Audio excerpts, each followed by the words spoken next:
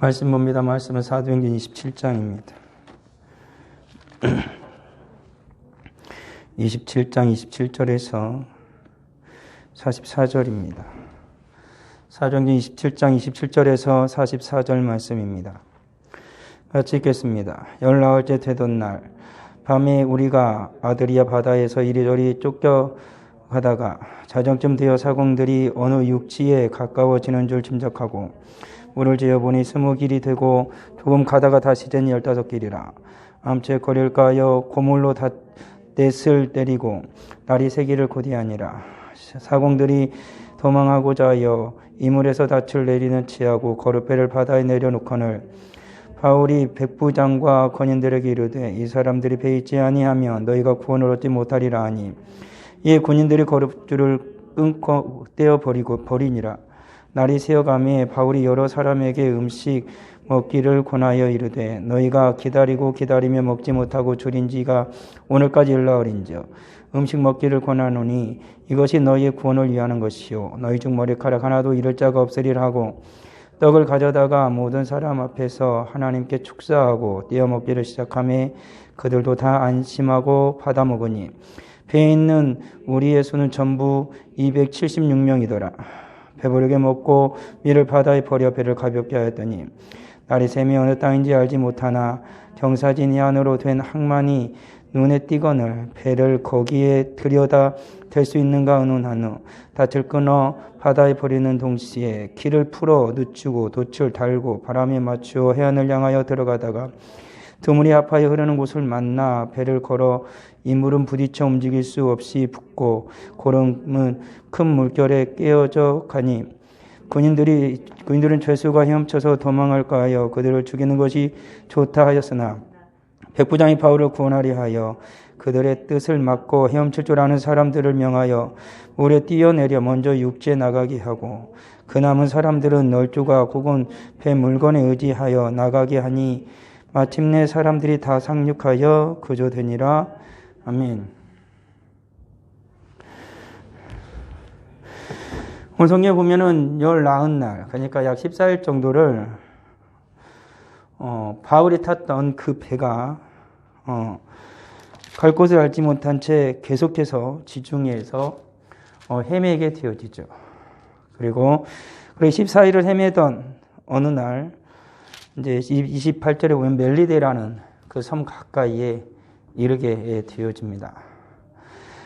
그런 상황 가운데에 비로소 바울은 그 배에 있는 모든 사람들에게 이제 안심하도록 말을 해주고 그리고 그 모든 사람들 식사를 하게 되어지죠.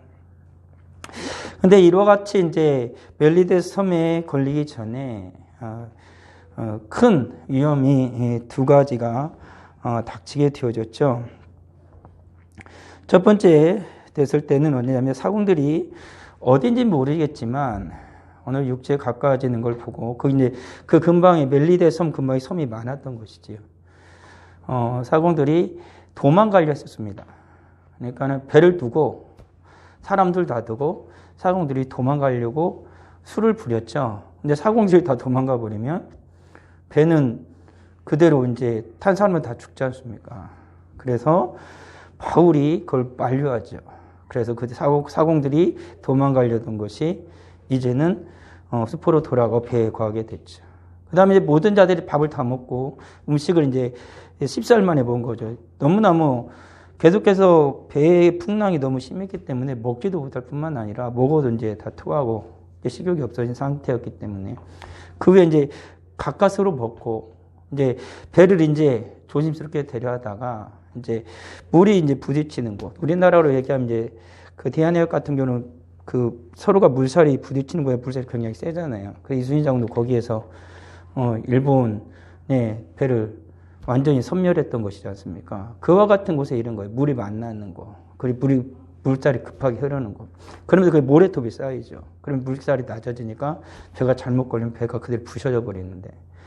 이제 그곳에 이제 다다랐을 때에 이제는 어떤 일이다. 이제 군인들이 이제는 죄수들을 죽이자는 말을 한 거예요. 왜 그러냐면 군인들이 만약에 죄수를 놓쳐버리면 본국에 가면은 그 사람들은 사형을 당하든지 아니면 큰 벌을 받아요. 그냥 거기다 그냥 죽여버리는 거예요. 그러면은 놓치진 않았잖아요. 그래서 죽이려고 하는데 그 백부장이 율리오가 바울을 보호하기 위해서 죽이는 것을 막죠. 그러니까 이 두 가지 어려움이 배에 있었죠. 그러니까 참 하나님께서 하시는 일임에도 불구하고 한 가지가 해소됐나 싶었는데 또 다른 문제가 나의 의지와는 전혀 상관없이 사공들이 떠나려는 것처럼 도망가려는 일이 생기게 되어져서 나의 생명의 위협이 생기기도 하고 이제는 그것조차 해소됐는가 싶었는데 이제는 또다시 이제 더 큰 위협을 만나게 돼서 이제는 큰 위협이 다 지났다고 생각하고 이제는 안전하다고 생각했을 그때에 갑자기 위험이 닥치는 거죠. 이제 닥친 위험은 순간적으로 모든 사람이 다 생명을 잃어버릴 수도 있는 그런 예전에는 모든 사람들이 합력하여 어떻게든 살려고 그랬는데 이제는 나뉘어버렸죠. 군인들과 죄수들이. 그래서 군인들이 힘을 가졌으니까 죄수를 죽이려고 하는 그러한 대치 상황이 펼쳐진 거예요. 배 한속에서 배는 깨지면 다 같이 죽고 한쪽은 군인들은 죽이려고 하고 죄수들은 이제 죽임을 당하게 될 수밖에 없는 상황이 또다시 닥치게 되어진 거죠. 근데 그 모든 상황 가운데 하나님의 간섭이 일어나는 거죠. 머리털 하나도 상하지 않게 하리라는 바울의 말처럼 하나님께서 하신 말씀처럼 그대로 하나님의 보호하심이 나타난 것이 바로 오늘 말씀이 하나님의 섭리하시 하나님의 간섭하심이 나타난 거죠. 오늘날 사랑하는 우리들 삶도 그런 거죠.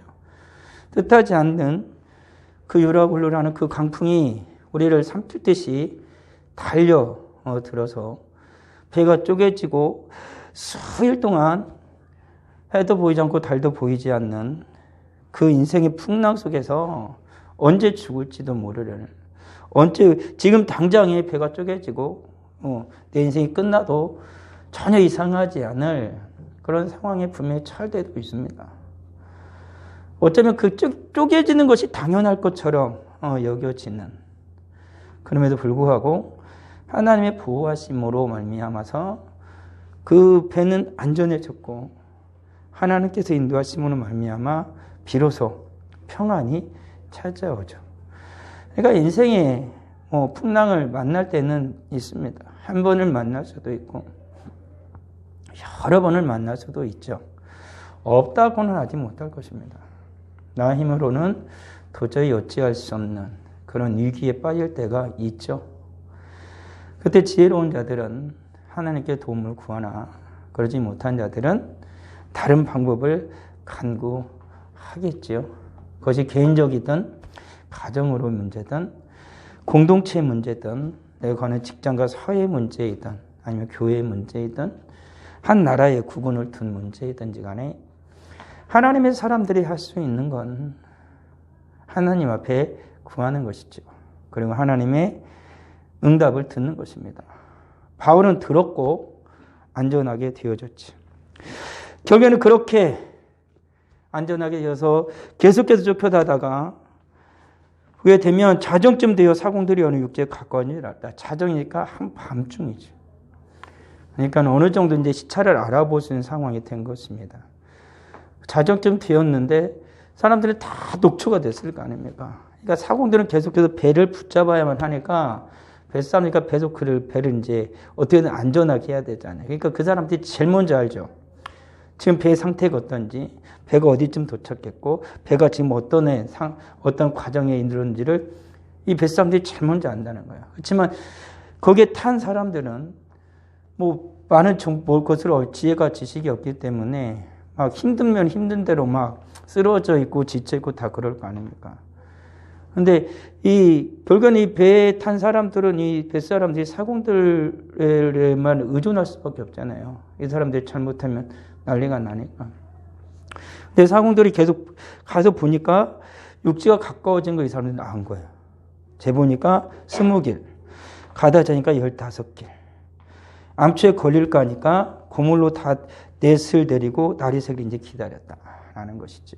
그러니까 점점 이제 가까워졌으니까 이 밤에 자정에 더 가면은 완전히 이렇게 돌 같은 게 안 보이니까 이제는 닻을 4개를 내리고 배를 이제 정착시킨 거예요. 이제 곧 가까워졌으니까.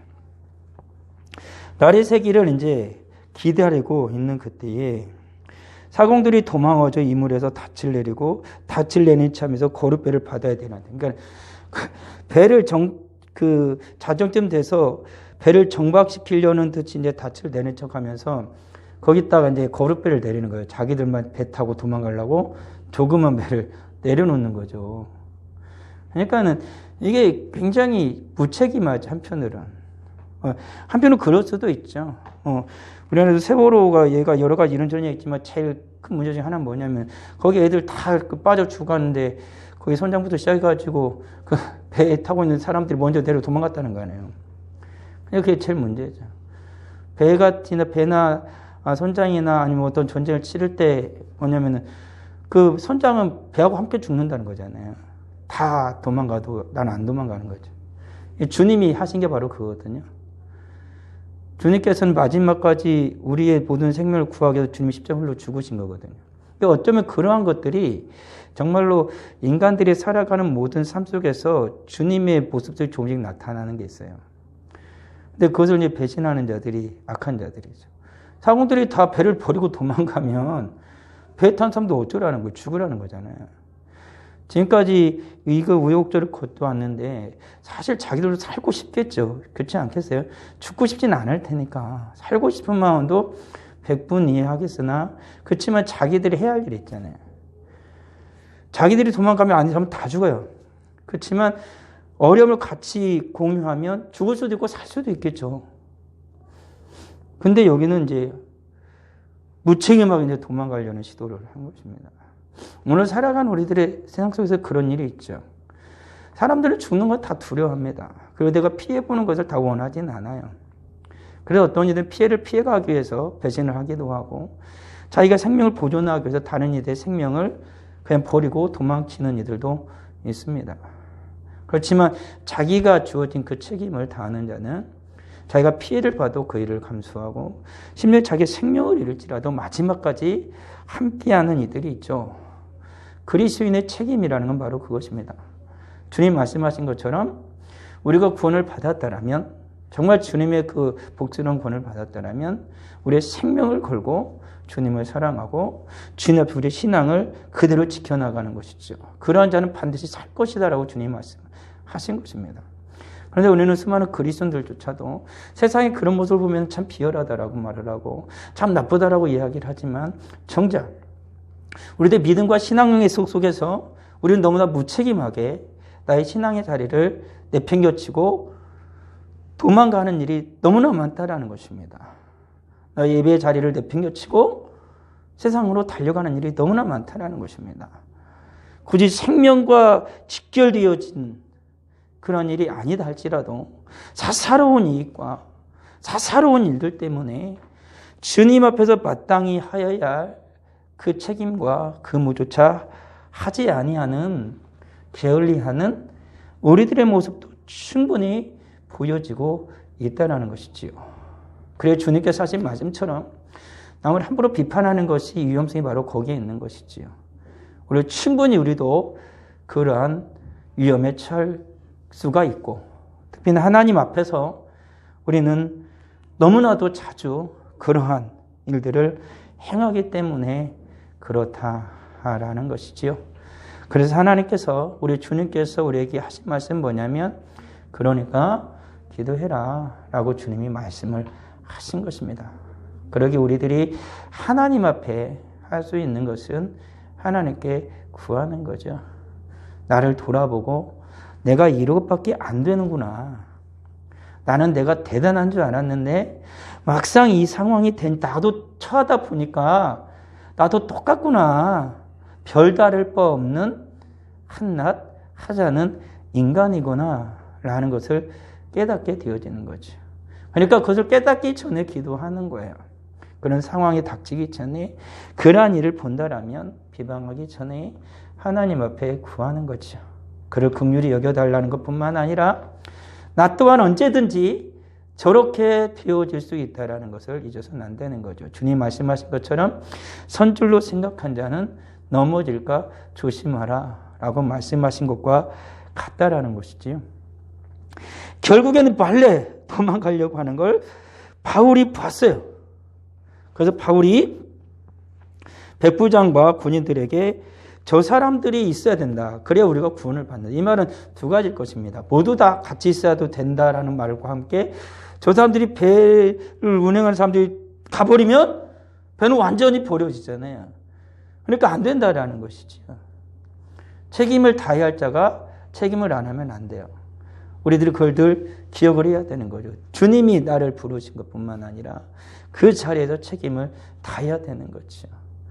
그 또한 우리도 서로가 서로를 향하여 책임을 소홀히 하고 있다라면 권면하는 것이어야 됩니다. 비방이 아니라 권면을 해야 된다라는 거죠. 내가 그 자리에 그리고 권면을 한다라면 기꺼이 그 권면을 받을 줄도 알아야 하는 것이지요. 그것이 바로 성숙한 그리스도인이고 성숙했다라는 건 권면을 들을 줄 아는 것입니다. 다 좋은 소리만이 아니라 때로는 소리라 할지라도 그것이 내게 유익이 된다라면 기꺼이 들을 줄 알아야 되죠. 그런데 오늘날의 사람들은 비방을 쉽게 하지만 판단을 쉽게 하지만 비판이 아니라 할지라도 권면조차도 듣는 걸 굉장히 싫어하죠. 늘 사람들은 자기가 옳다라고 생각하기 때문에 그래요. 자기는 틀리지 않다라고 생각을 하지요. 뱃사람들이 자기 사공들도 자기들이 지금 이 2주 동안 그냥 미칠 듯이 그렇게 하다가 이제 죽을 위험을 다 닥치고 이제는 살 길이 열려서 도망간다는데 뭐가 좀 어때? 이래 말할 수 있지 않을까요? 왜 나는 왜 도망가면 안 돼? 당신들도 살고 싶잖아. 나도 살고 싶어. 왜 나는 가면 안 된다는 거야? 이렇게 말할 수 있지 않을까요? 당신들도 살고 싶잖아. 나도 살고 싶어. 충분히 그럴 수 있다는 거야. 오늘 사는 그리스도인들이 그러나 오늘 사는 그리스도인들이 그렇게 말하면 안 되는 거죠.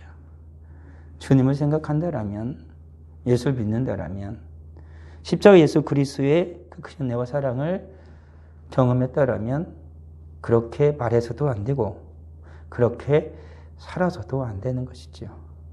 마지막까지 주님이 사신 것처럼 살아가는 것, 그렇게 살기 위해 애쓰는 것, 그것이 바로 그리스도인이다라는 사실인 것이죠. 결국에는 그렇게 도망을 하려다가 군인들이 그 배의 줄을 다 끊어버렸죠. 거루줄을 끊어서 이제는 다 남았어요. 그리고 날이 샌 거예요. 날이 점점 새어가고 이제는 바울이 모든 사람한테 이제는 먹자 그런 거죠. 이제 비로소 먹는 거야. 2주 동안 아무것도 먹지 못하다가 아니 먹었어도 다 토했을 테니까 기진맥진해서 이제서야 먹는 거죠.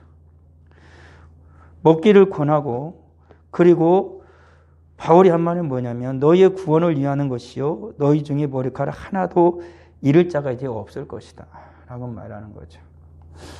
바울은 단순히 이 사람들을 안심시키기 위한 것이 아니고 주님께서 주시는 확신에 찬 분명한 말이었을 것입니다. 그러냐면 하나님께서 바울에게 분명히 약속하셨거든요. 내가 너와 이 배에 탄 사람들을 다 지켜줄 거라고 주님 분명히 말을 했다라는 거죠. 그럴 때 바울은 이제는 안심하게 되어졌을 때 바울은 직감했을 것입니다. 아, 하나님께서 이제는 모든 것을 다 마무리 지으셨다라는 것이죠.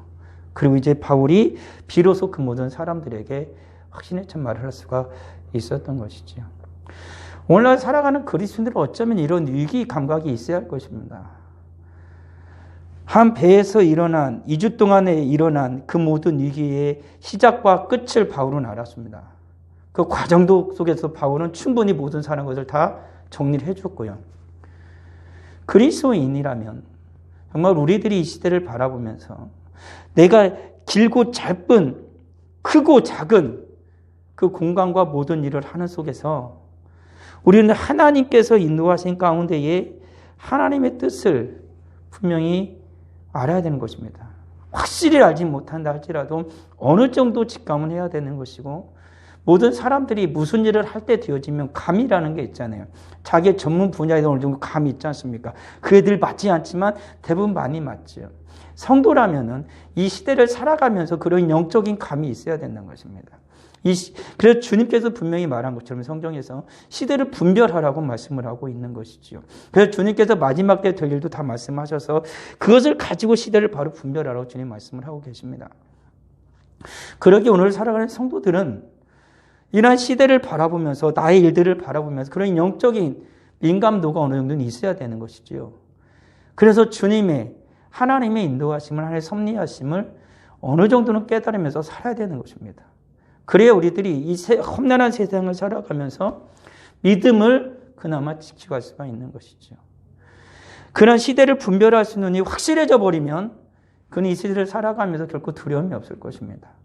어떤 어려움이 닥친다 할지라도, 바울이 풍랑을 만났다 할지라도 주님께서 바울에게 하시는 음성을 듣고 그가 안심했던 것처럼 이 시대를 살아가는 성도가 그런 확실한 주님 인도하신 하나님의 뜻을 안다라면, 시대를 분별할 줄 안다라면 어떤 상황에서도 의연할 수 있을 것이고, 두려워하고 떠는 자들을 향하여서 분명하게 주님의 그 뜻을, 그리고 확실한 시대를 분별할 수 있는 확실한 증언을 해줄 수 있는 이들이 될 거라는 것이지요.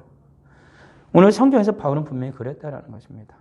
예수님께서 이 땅에 살아계시는 모든 날들 동안 시대를 주님 분명히 아셨고 그 시대를 향하여 분명하게 주님이 선포하셨던 것처럼, 그 이후에 주님께서 죽으시고 승천하신 이후에 성령을 받았던 제자들이 그 시대를 분명히 분별하고 시대적 상황 속에서 많은 이들에게 예수 그리스도의 복음을 전하고 분명하게 시대를 분별하며 선포했던 것처럼, 바울이 이방의 수많은 도시를 돌아다니면서 예수 그리스도의 신실한 말씀으로 그 도시대의 시대적 상황과 그 모든 시대를 분별하고 분명하게 그들에게 주의 말씀을 선포했던 것처럼 오늘날을 살아가는 우리들도 그래야 된다는 것이죠.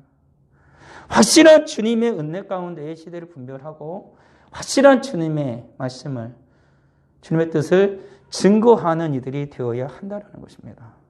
그 시대를 분별하지 못한다면 우리들 스스로가 나의 믿음과 신앙을 의심할 수도 있고, 나의 신앙과 믿음에 대해서 스스로가 회의에 빠질 수도 있다는 것이죠. 결국에 바울은 확실했습니다. 이제 떡을 먹어라. 주님이 머리카락 하나도 상하게 하지 않을 것이다. 그리고 하나님께 축사하고 떡을 떼어 먹기를 시작하며 그들도 다 안심하고 받아 먹었다. 놀랍지 않습니까? 276명이라고 말합니다. 바울의 이 한마디에 모든 사람이 안심을 하는 거예요. 사공들도 그 자정에 배가 빠듯이 걸리니까 앞으로 배가 어떻게 될지 모르니까 도망가려고 했던 그 상황이에요. 탈출하려고 했던 그 상황입니다. 그리고 그 밤이 새어져서 그 아침이 밝은 미명에 바울이 이 276명에게 이 말을 한 거예요. 주님의 말씀을. 아무도 상하지 않을 거라. 먹자. 라는 말을 모든 사람들이 집중했다라는 것이죠. 그리고 모든 사람들이 먹었을 뿐만 아니라 안심했다라는 거예요. 비로소 그 마음에 평안이 왔다라는 것이죠. 2주 동안 얼마나 두려웠겠느냐는 것입니다. 얼마나 힘들었겠냐는 것입니다. 근데 바울의 이 한마디가 모든 사람들의 마음을 그대로 바꿔놨던 것이죠. 하나님의 능력은 바로 이런 것입니다. 오늘날의 시대를 살아가는 우리들이 하나님께서 주시길 원하는 것은 바로 이런 것일 것입니다. 우리들에게 주님께서 이러한 능력을 허락하여 주시기를, 말씀의 능력을, 말씀의 권세를 허락하여 주시고 우리는 바라고 소망해야 되는 것이죠. 첫 번째는 나에게,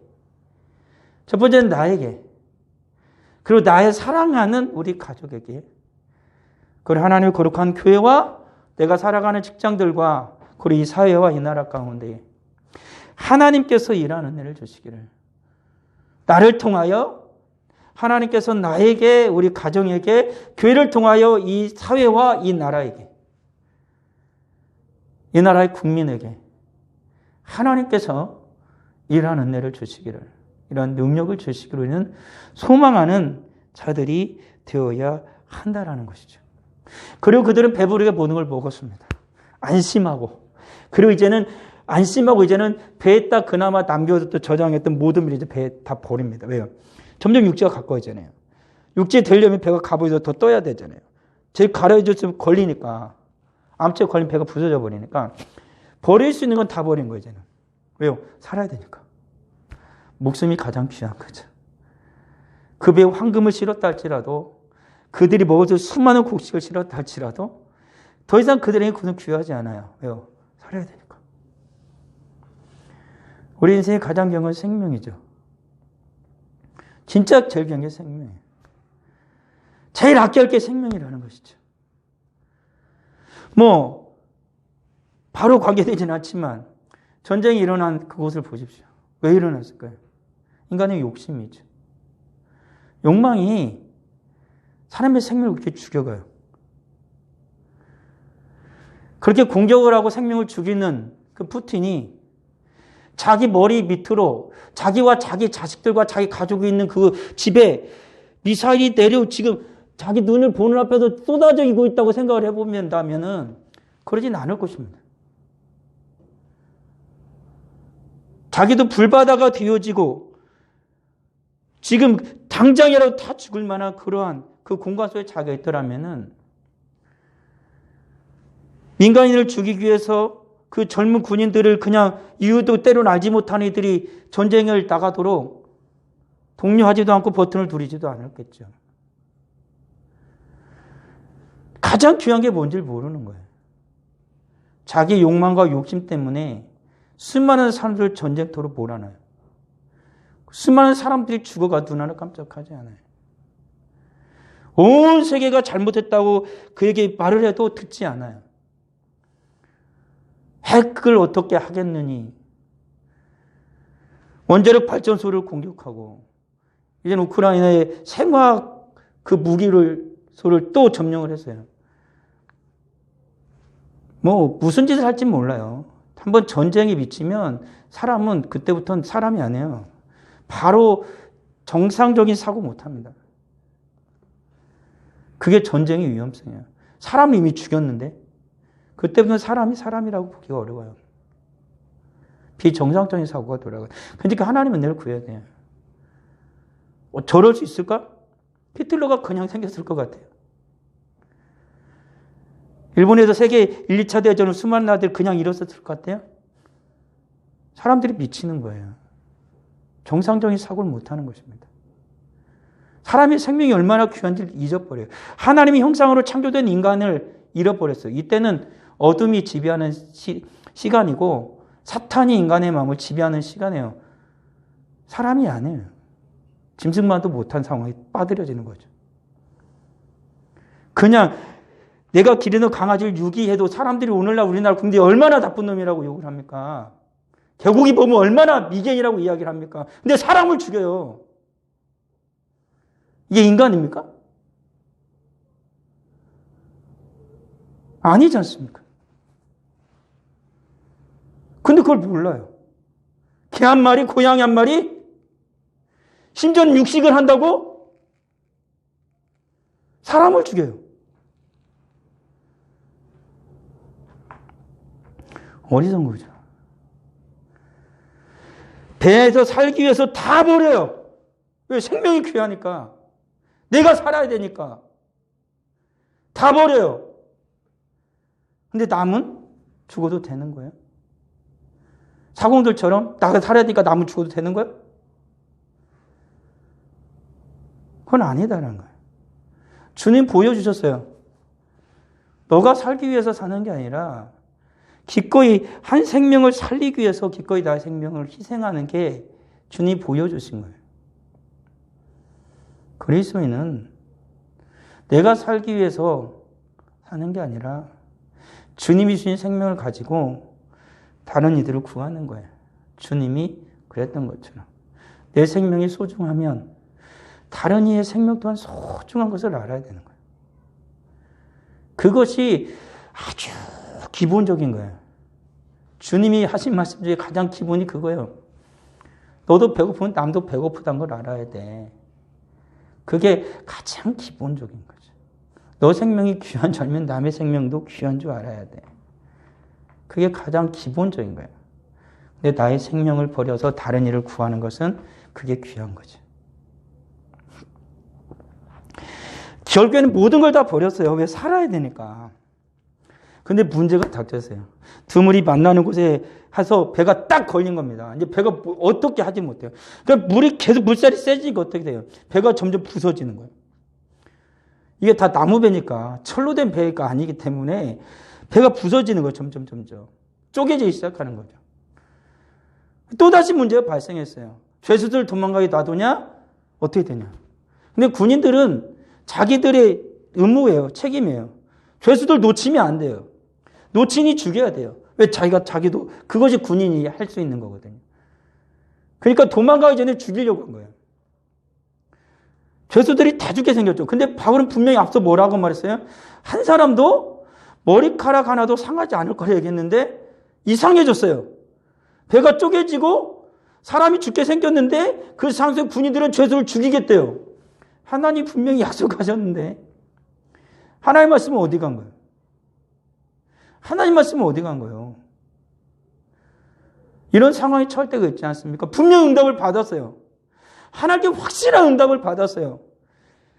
그리고 아멘하고 할렐루야하고 나갔는데 상황이 이상해. 이거 아닌데? 응답을 잘못 받았나? 의심하죠.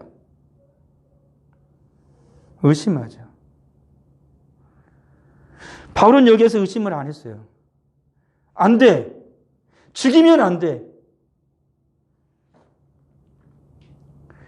우리의 문제는 바로 여기 있죠. 말씀을 들어요. 확신에 찼어요. 믿음이 왔어요. 나가보니까 상황이 안 바뀌었네. 상황이 더 안 좋아지네. 의심합니다. 말씀을 잊어버려요. 그 상황에 다시 빠져들어요. 말씀을 더 붙드는 게 아니고. 하나님은 어쩌면 이걸 아셨기 때문에, 하나님 어쩌면 하나님 확실히 아셨기 때문에 말씀을 주신 거야. 나에게 기도의 응답을 주신 거야. 그런 상황이 닥칠 걸 하나님이 아셨기 때문에 나의 믿음을 주신 거예요. 근데 내가 누구를 의심해? 하나님을 의심하는 거예요. 말씀을 의심하는 거예요. 우리 믿음이 주님 말씀하신 것처럼, 제자들이 말씀하신 것처럼, 너희 믿음이 어디 있느냐라고 말씀하시는 것처럼, 주님이 그 모든 것을 제자들의 믿음을 위해서 보여주셨음에도 불구하고 제자들은 어려움이 닥치기만 하면 믿음을 잊어버려요. 오늘 살아온 우리들도 그래요. 그 믿음을 잊어버려요. 그렇지만 바울은 잊지 않아요. 안 된다. 한 사람도 죽이면 안 된다. 죄수들도 바울은, 군인들은 죄수들이 도망할까 걱정하지만 바울은 분명하죠. 백부장한테 죽이면 안 된다. 백부장이 그래서 다 살립니다. 그래서 군인들에게 죽임을 막아주죠. 그걸 다 배 쪼개지니까 헤엄칠 수 있는 사람은 헤엄쳐서 빨리 섬에 가고, 그리고 이제 헤엄 못 치는 사람은 널판 조각에 붙들고 어떻게든지 이 물살을 다 피해서 빨리 육지로 가라는 거죠. 그래서 한 사람도 죽임을 당하지 않고 해를 받지 않고 다 육지에 도착을 했다는 거예요. 배가 쪼개지는 곳이잖아요. 물이 만나는 곳에서 그들이 어떻게 안전하게 그곳을 헤쳐나간지조차도 너무나도 의구심이 들죠. 그런데 하나님께서 약속하신 그대로 한 사람도 해함을 받지 않고 다 그곳을 탈출하게 해주신 거예요. 배는 완전히 부서졌죠. 가지고 있던 모든 것도 다 잃어버렸죠. 유일하게 무엇만 살았어요? 생명만 살았어요. 자기 목숨만 건졌어요. 분명해요. 가장 귀중한 게 뭡니까? 생명이에요. 생명. 하나님께 여기서 보여주는 거예요. 가장 귀한 게 뭐냐? 생명이에요. 바울은 또다시 깨달았을 것입니다. 내가 로마에 가야 하는 이유. 생명이 가장 귀하다. 한 영혼이 가장 귀하다. 주님 말씀하신 것처럼 한 영혼이 가장 귀하다. 그거를 다시 깨달았을 것입니다. 배 쪼개져도 괜찮아. 배에 태웠던 모든 곡식들, 모든 짐승들, 모든 금은보화 다 잃어버려도 괜찮아. 왜? 살았잖아. 그게 가장 귀한 거예요. 생명은 어떤 것과도 바꿀 수 없어요. 하나님이 주신 이 생명은 어떤 것과도 바꿀 수가 없어요.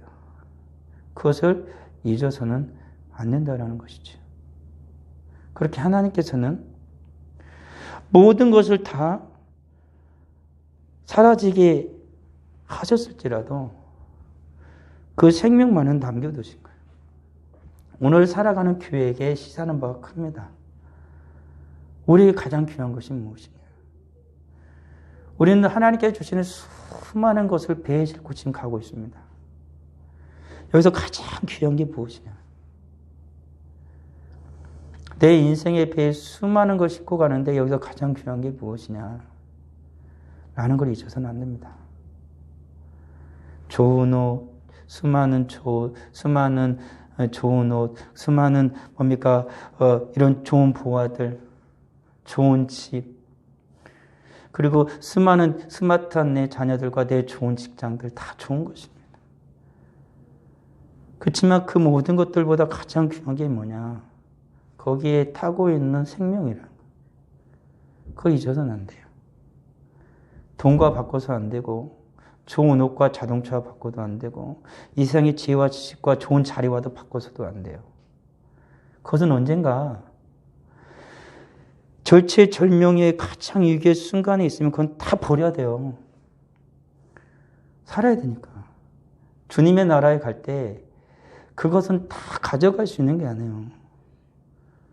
그것은 이 세상에 살아가는 동안에 잠시 잠깐 가지는 거죠. 마지막 생명을 걸어야 될 때는 그건 다 놓고 가야 되는 거라고요. 그걸 잊어서는 안 된다고요. 그것이 날 살려주는 게 아니에요. 그 모든 것들은 나 때문에 존재하는 것일 뿐이에요. 그것이 나를 존재하게 하는 게 아니라 내가 존재하기 때문에 그것이 있는 거예요. 이 관계를 잊어버려요.